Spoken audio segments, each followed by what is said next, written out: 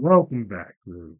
If you're in the RPG community, you've probably heard a ton, maybe a little bit more than you wanted to, about Dragon Age Veilguard. And sorry, we're going to continue on that trend. It's been probably the most discussed RPG or even video game out the last month, with a lot of praise, a lot of in between, and a ton of controversy around it.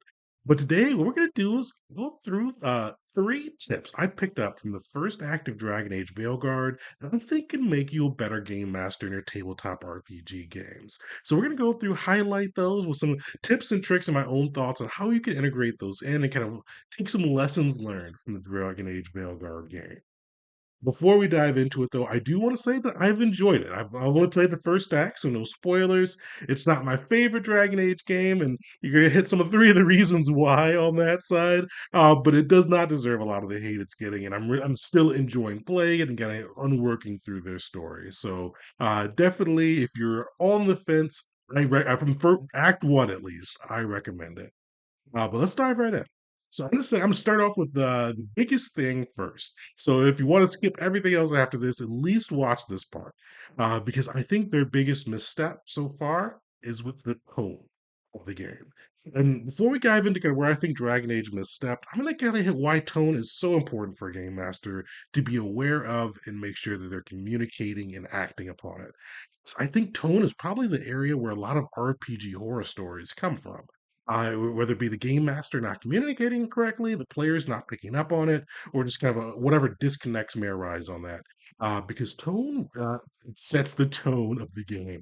Because the tone is basically where you're going to communicate what style of game you want to play. And for RPGs, it can vary so much. Even if we just pick on fantasy, which is the biggest subset of the hobby, you can go from fantasy, where it's Game of Thrones, dark and gritty, politics, actions have consequences, all the way down to a game where it's more like Narnia, we'll say, where people are going through, they're having fun, they're exploring. There's some darker themes, but overall, it does have a more positive, happy outlook, and kind of everything in between.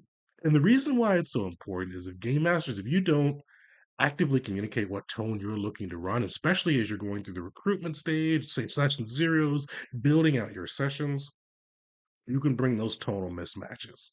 And that's kind of what Dragon Age did here a little bit. Because Dragon Age, if you played like Origins, even Inquisition, it does have that kind of more dark fantasy type vibe, with a little bit lower, kind of like on the lower scale of high fantasy and kind of the magic and things that are around there.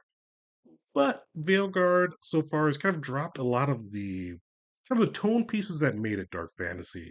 The Blight doesn't seem to have kind of the same impact as it did before. They've lost a lot of like like with the Dalish, the elves. They lost a little bit of like kind of the fantasy racism and kind of the prejudice and experience they had to go through, which I always thought was just so interesting to the game. And kind of having the elves not be the ones that are usually kind of the high magical society, but second class citizens within the human society. Because after my first run through of Dragon Age Origins, where I was a human, every other Dragon Age I played where I was able to, I made myself an elf because I thought it was just so cool to get to see those stories played out.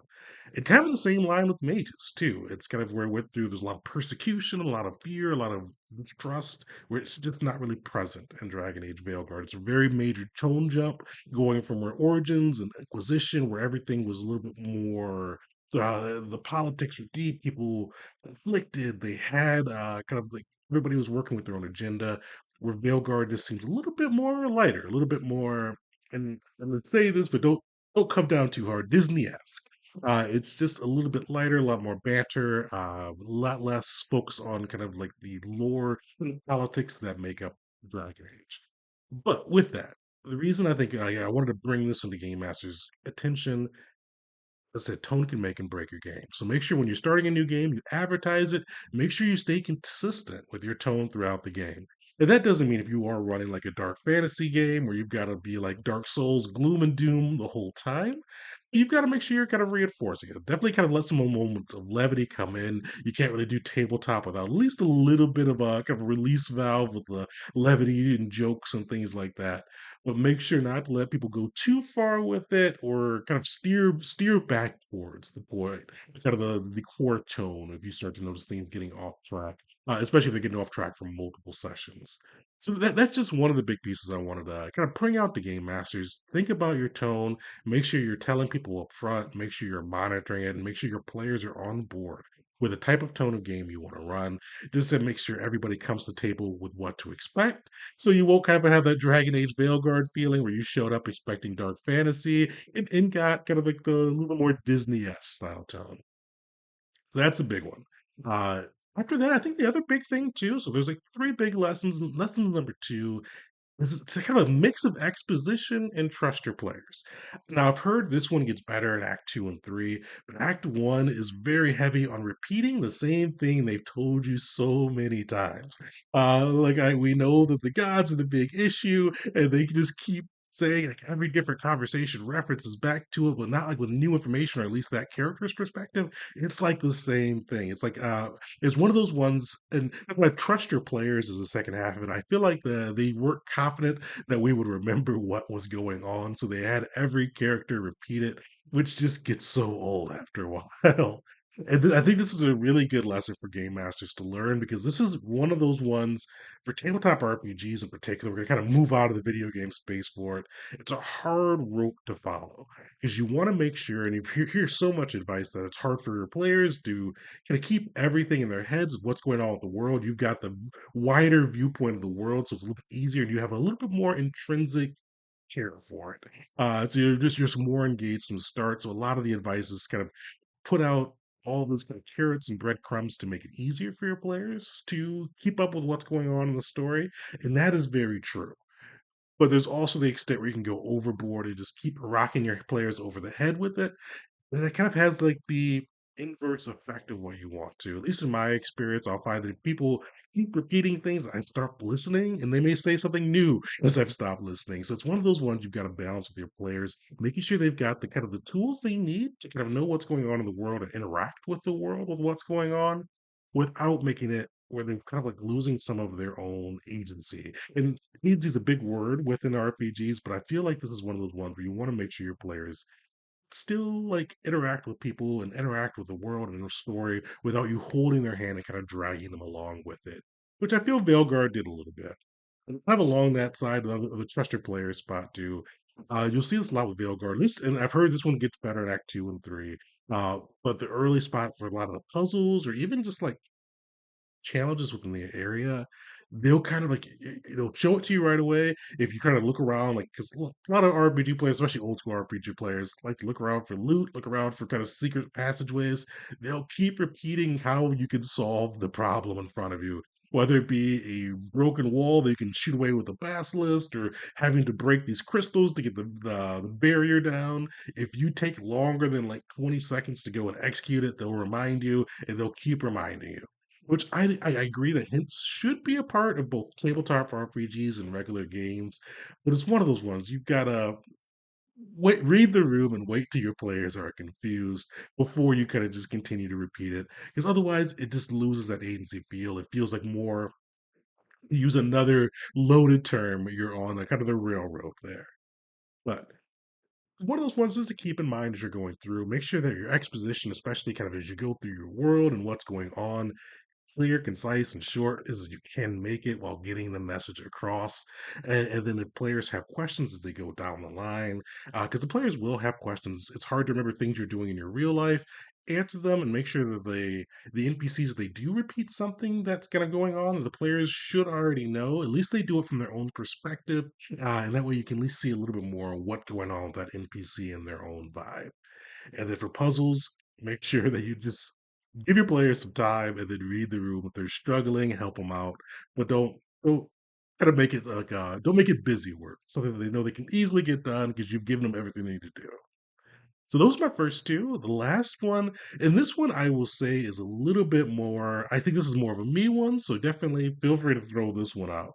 But this one, so far in Act One, I feel like make your players the most interesting things going and right make your players interesting, I should say, not the most interesting, but make them feel like they are very interesting, especially with the people they're interacting with so far. There could be like high level people doing crazy things, at least have them stand out. Because I will say for Dragon Age Veilguard, especially compared to like the Inquisition, Origins, or Bioware's other game, Mass Effect, especially with Commander Shepard, I do feel like your party, your NPCs that are surrounding you, kind of almost outshine you a bit, seem more interesting, more going on with them.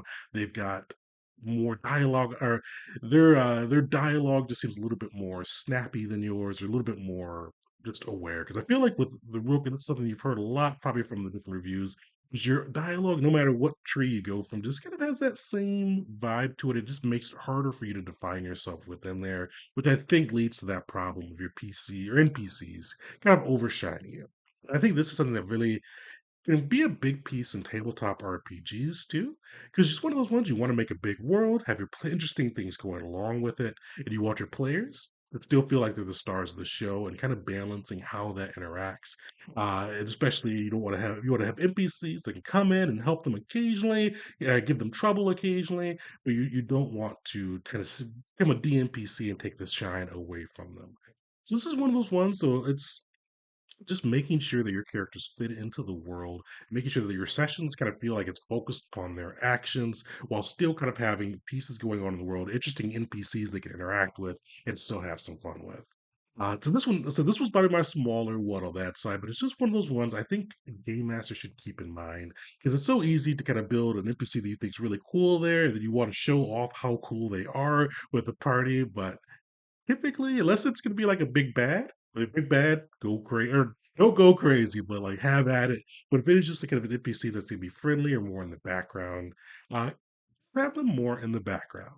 Then don't take the players shine away. Let the players be kind of the interesting piece of what's going on, while they can still hear what's interesting going on in the world. That's not the direct focus. But overall, those are my three things. As I said, I'm still enjoying Veilguard a lot. What I really hype that in there. It's if you like RPGs, still a game that's really worth playing. But I think those three things, the tone, kind of shifting away from what Dragon Age was in the past, and kind of a mismatch in the advertising a little bit, or at least I shouldn't even say the advertising, mismatch in what players expected going in from what they've had before has hurt them a little bit. Heavy exposition and kind of lack of trust in the players has made it a little bit difficult, as well as three against. Kind of, I feel like your main player just doesn't really feel like the most interesting piece of the story, and I think that does detract a little bit, especially compared to how well they did it with Shepard from Mass Effect and some of the Inquisitor or the Grey Warden for. But overall, shout out in the comments, kind of what you think. Some of the key tips that GMs can learn from Dragon Age Veilguard.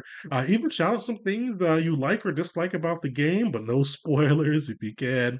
But overall, this was kind of a quick one. It was something that came to mind as I was playing the game, and I thought this would be useful for GMs. So let me know what you think, and thanks for coming through. Like, subscribe, and then catch us next time as we go into a review of the Walking Dead tabletop RPG and dive into Shadows of the Demon Lord as our November game of the month next week. But thanks for hanging out, and until next time.